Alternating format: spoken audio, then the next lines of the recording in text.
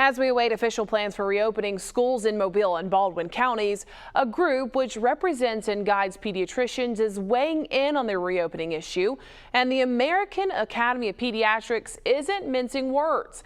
The AAP strongly believes students should go back to school. This is indeed going to be the most difficult school year that we have ever faced. Straight and to the point last week. Alabama State Superintendent laying out the roadmap to reopening schools, both in-person learning and remote options. This week, a somewhat surprising school stance coming from an organization of 67,000 pediatricians. The American Academy of Pediatrics issuing a report calling for students to be present in their classroom instead of doing things remotely.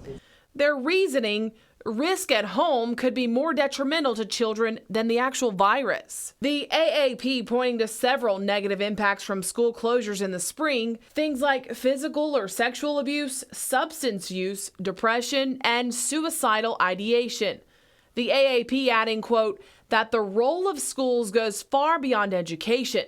They play a critical role in addressing racial and social inequity. And the past several months of school closures have had a much greater devastating impact on children of color, as well as those students in low-income families or those with learning disabilities. As for the virus, the group says most evidence indicates that children and adolescents are less likely to be symptomatic and less likely to have severe disease. In addition, children may be less likely to become infected and to spread infection. Now, the group also released a detailed planning guide for school reentry, but it says there's no way to make schools 100% safe. Now, we'll soon know the official back-to-school plans for Mobile and Baldwin counties. Mobile County Public Schools telling parents today to be on the lookout for a survey they'll be getting via email. MCPS says hoping to announce reopening plans in the next 2 weeks. The school start date is August 10th. As Fox 10 News first told you last week, Baldwin County is expected to offer in-person and remote learning in the fall. Those plans could become official as early as next week or even sooner. We're going to see a delay in hospitalizations from right now.